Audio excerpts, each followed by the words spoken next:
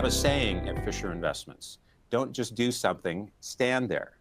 And that may not seem like the right thing to do right now, and the fact of it seeming that way probably makes it indubitably the right thing to do.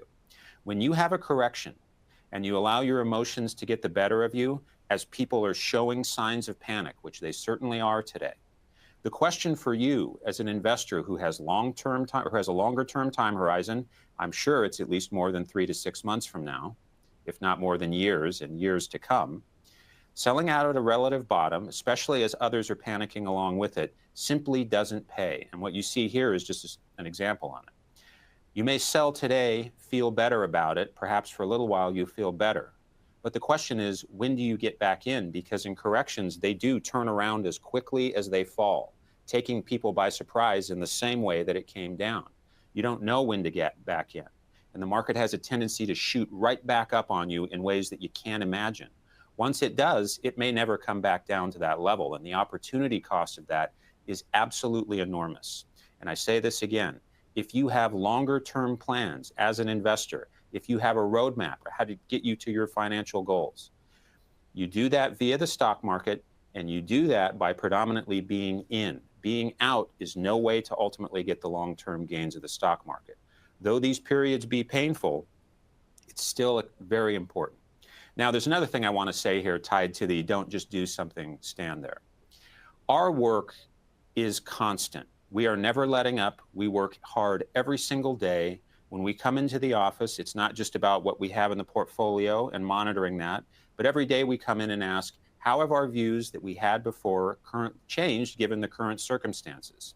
Preparing for the future and putting in as much work as is necessary, and in fact, even more than that, behind the scenes to make sure that what we're doing is appropriate for you.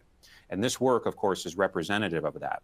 Our sterling visualization team, our incredible research staff helped me put together this presentation within the last 24 hours as all of this has been happening. And to my point about corrections, in fact, around the worst times is when some of the best days happen. Why? Because volatility goes in both directions. And in corrections, things fall, but rebound as fast as they fall. Again, feeling unfathomable today, feeling impossible on a day like today, and yet that's the truth. To panic today, to alter your long-term plan today, simply doesn't make sense. You're very likely not only to miss out perhaps on some additional downside, that's always possible, of course, but also on very strong rebounds, because as things pick up, the rebounds initially tend to be where the most force is, where things pop up the most. To miss that simply very much alters, if not ruins, your chances of getting to where you said you wanted to be over the long haul. And indeed, every single year has its bouts of turbulence. Corrections are not uncommon. And again, you have to think through your memory and what fades and what stays. And in fact, every single year features negativity.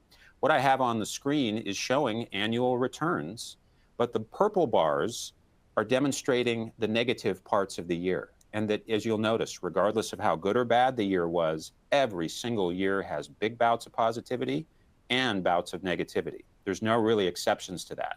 The fact of it happening here in the front part of the year, ironically, in fact, suggests that in the second half of this year, there is a spring-like effect really starting to build more positivity than people can probably fathom.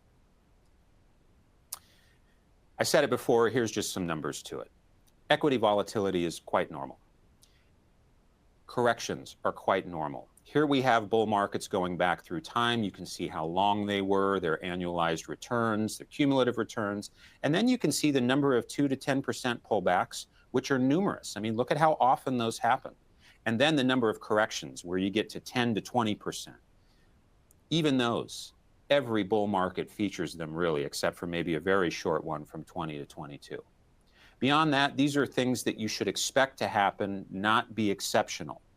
You should expect investors every so often, about every 18 months to 2 years to 2.5 years, finding something to get pretty panicky about.